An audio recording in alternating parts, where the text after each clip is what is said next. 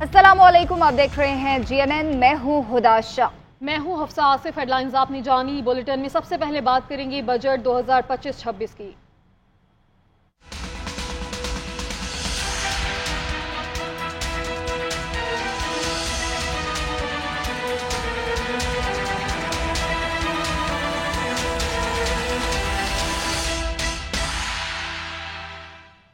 बरामदात की हौसला अफजाई के लिए 7,000 में से 4,000 टैरिफ लाइन्स में ड्यूटी खत्म कर दी गई। कर्जों के बावजूद तनख्वाहदार तबके को हर मुमकिन रिलीफ दिया।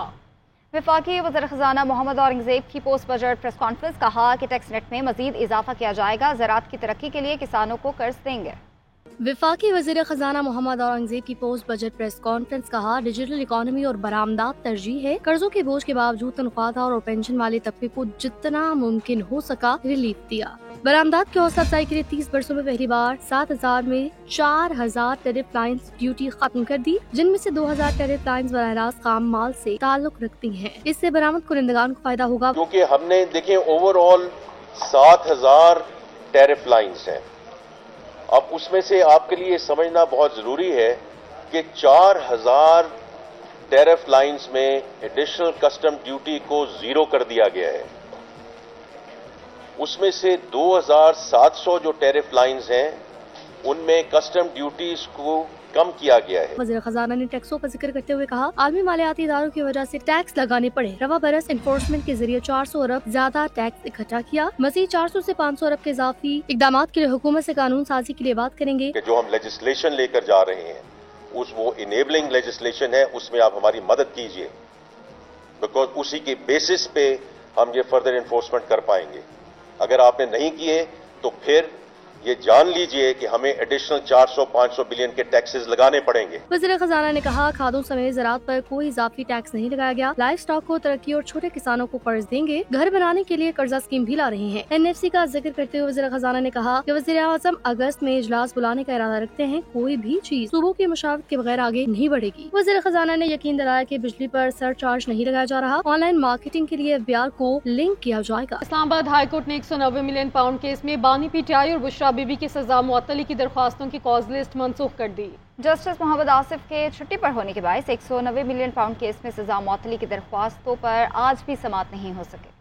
इस्लामाबाद हाई कोर्ट में 190 मिलियन पाउंड केस में बानी PTI और बुशरा बीबी की सजा की मुअत्तली की दरखास्तों पर समाअत न हो सकी। बानी PTI और बुशरा बीबी की 190 मिलियन पाउंड केस में सजा मुअत्तली की दरखास्तों की cause list justice Mohammad Asif के छुट्टी पर होने के बायस मनसूख की गई। वज़ीर आला खैबर पख्तूनख्वा अली अमीन गंडापुर ने इस्लामाबाद हाई कोर्ट के बाहर मीडिया से गुफ्तगू में कहा, केस ढीले करने के लिए ताखीरी हरबे इस्तेमाल किए जा रहे हैं। हम इंसाफ के लिए दोबारा सड़कों पर निकलेंगे। यही जो बहाने, कभी वकील चेंज हो रहा है, कभी वकील जो है AG बन रहा है, पता नहीं क्या बन रहा है, फिर एक वकील आता है वो कहता है मुझे पता ही नहीं था। जो हालात इन्होंने बना दिए हैं, इन हालात के ऊपर मैं समझता हूँ जिस तरह हमने ऐलान किया है कि इंशाल्लाह हम दोबारा तहरीक के जरिए ये नाउमीदी के बाद कि यहाँ पे कोई इंसाफ नहीं है, हम खुद ही सड़कों पे आईनी अपना हक रखते हैं और इंशाल्लाह अपना इंसाफ मांगेंगे। बानी PTI की हमशीरा अलीमा खान का कहना था कि एक तारीख लेने के लिए 6 घंटे धूप में बैठना पड़ता है। हमारी दरख्वास्त है केस सुना जाए। दुनिया बानी PTI को नहीं भूल सकती। यहाँ पे 6 घंटे धूपों में बैठते हैं, क्यों?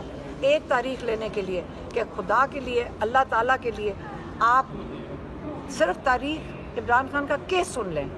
नहीं सुनने को तैयार। पता चलता है जी एक जज ही छुट्टी पे चला गया। इनकी हिम्मत ही नहीं हो रही है केस सुनने के लिए। केस की समाअत कायम मुकाम चीफ जस्टिस सरफराज डोगर और जस्टिस मोहम्मद आसिफ के डिवीजन बेंच ने करनी थी। बानी PTI की जानिब से केस की आइंदा समाअत के लिए तारीख मुकर्रर करने की इस्तदा की जाएगी। इंसदादे दहशतगर्दी अदालत ने बानी PTI का पॉलीग्राफिक टेस्ट और फोटोग्रामेटिक टेस्ट कराने के लिए पुलिस को मोहलत देने की दरख्वास्त मुस्तरद कर दी है। लाहौर से बादुल हक की रिपोर्ट देखिए। इंसदादे दहशतगर्दी अदालत ने बानी PTI के पॉलीग्राफिक और फोटोग्रामेटिक टेस्ट कराने के लिए पुलिस की दरख्वास्त पर फैसला सुना दिया। अदालत ने गुज़श्ता रोज दरख्वास्त पर दलाइल मुकम्मल होने पर फैसला महफूज किया था। अदालत ने फैसले में निशानदेही की कि 2 बार पुलिस को टेस्ट कराने की मोहलत दी गई, लेकिन पुलिस मुल्जिम का पॉलीग्राफिक और फोटोग्रामेटिक टेस्ट नहीं करा सकी। मुल्जिम को खुद को बेगुनाह साबित करने के लिए 2 मौके दिए गए, जो मुल्जिम की जिद की वजह से उन्होंने ज़ाया कर दिए। अदालत ने करार दिया कि टेस्ट कराने के लिए मजीद मौके देने की जरूरत नहीं। जहाँ तक ये सवाल है कि मुलजिम के इनकार के बाद तफ्तीश कैसे आगे बढ़ेगी, तो बहरहाल तफ्तीशी अफसर हर कानूनी तरीके से तफ्तीश मुकम्मल करे। अदालत ने रिमार्क्स दिए कि ये अपनी नौयत का पहला मामला है कि मुलजिम अपनी बेगुनाही साबित करने से इनकारी है। बानी पीटीआई के खिलाफ जिनाह हाउस हमले समेत 9 मई के वाकयात पर 12 मुकदमात दर्ज हैं और पुलिस ने इन मुकदमात में पॉलीग्राफिक और फोटोग्रामेटिक टेस्ट कराने के लिए 2 मरतबा अदालत से रुजू किया था। पाकिस्तान तहरीक इंसाफ ने कौमी इक़्तिसादी सर्वे और बजट को मुस्तरद कर दिया। शेख वकास अकरम कहते हैं विफाकी बजट के अहदाफ गैर हकीकत पसंदाना है, बजट का किसानों को कोई फायदा नहीं। ये तबाही वाला बजट है, किसान को अपनी काश्त की मुकम्मल लागत वापस मिलनी चाहिए। एक ऐसा शोबा है जिसके साथ इस बजट में आपने इकोनॉमिक सर्वे में देखा होगा, ये जो ग्रोथ है 6.25 से नीचे होकर 0.56 पे पहुंच गई। आपको पता है कि किसान बिजली के बिलों की वजह से बिजली से अपने ट्यूबवेल्स को डाइवर्ट कर गए थे सोलर की तरफ। अब वो किसान बेचारा जिसको ट्रैक्टर डबल ट्रिपल कीमत पे मिल रहा है, जिसको डीएपी 13.5 से ऊपर चली गई है, जिसकी यूरिया जो है वो उसकी डबल ट्रिपल कीमत होगी और अवेलेबल भी नहीं, उस किसान को आप सोलर ड्यूटी लगा के सोलर पैनल भी आपने उसके महंगे कर दिए हैं। हम ये समझते हैं, बार बार कह चुके हैं कि जो किसान दुश्मन है वो पाकिस्तान दुश्मन है। चेयरमैन एफबीआर का सोलर पैनल्स की दरामद पर 18% टैक्स आयद करने के फैसले का दिफा। कहते हैं सोलर पैनल्स पर टैक्स लगाने का मकसद मुकामी असेंबल करने वालों को लेवल प्लेइंग फील्ड देना है। मुकामी सनत सोलर पैनल बनाएगी तो इसका बराह रास्त फायदा मुल्क को होगा। 2 तरह पाकिस्तान में आता है, एक वो जो मोर असम्बल्ड फार्म में आता है और एक लेस असम्बल्ड फार्म में आता है। जो पार्ट पाकिस्तान में वैल्यू ऐड होता था उसके ऊपर तो ऑलरेडी 16-18% जीएसटी था, लेकिन जब वो असम्बल्ड फार्म में बाहर से आता था तो उसके ऊपर नहीं था। तो बेसिकली जो लोकल मैन्युफैक्चरिंग थी वो डिसएडवांटेज पे थी। तो हमारे पास ये ऑप्शन तो नहीं थी कि हम मजीद इस्तिस्ना क्रिएट करते, हमारे पास ये ऑप्शन थी कि इस्तिस्ना को कम करते या ख़त्म करते और लेवल प्लेइंग फील्ड क्रिएट करते। बिजली के सोलर के प्लांट लगते थे तो 16 Saint per unit, 18 Saint per unit. अब ये टेक्नोलॉजी बहुत चीप हो गई है, को 2-2.5 सेंट पे। तो जो टैक्स इंसेंटिव एसेंशियली होते हैं वो टेक्नोलॉजी अडॉप्शन कर्व अगर आप देखें जो जे शेप होती है उसके शुरू में होते हैं इंपॉर्टेंट। जब वो अडॉप्शन कर्व एक खास पॉइंट से आगे चली जाती है तो इस तरह के इंसेंटिव्स की जरूरत नहीं होती। करंटली तो ये 1.5 से 2 साल इसका पे बैक पीरियड है। आपको पता है, इसीलिए लोग इवन जो छोटे मोटे जो लोग पहले छोटा मोटा और बिजनेस करते थे उसकी बजाय उन्होंने घर पे सोलर लगाना शुरू कर दिया है। तो ये अच्छी बात है, सोलर लगना चाहिए, लेकिन पे बैक पीरियड का 1.5 साल होना जरूरी नहीं। इस पूरी चेंज से अगर वो 18 महीने था तो 20 महीने हो जाएगा पे बैक पीरियड, इससे ज्यादा नहीं है ये। इस्लामाबाद में वजीर खजाना मोहम्मद औरंगजेब की बजट के बाद पहली प्रेस कॉन्फ्रेंस हंगामा खेज सूरत हाल का शिकार हो गई। सहाफियों ने प्रेस कॉन्फ्रेंस से वॉकआउट कर दिया।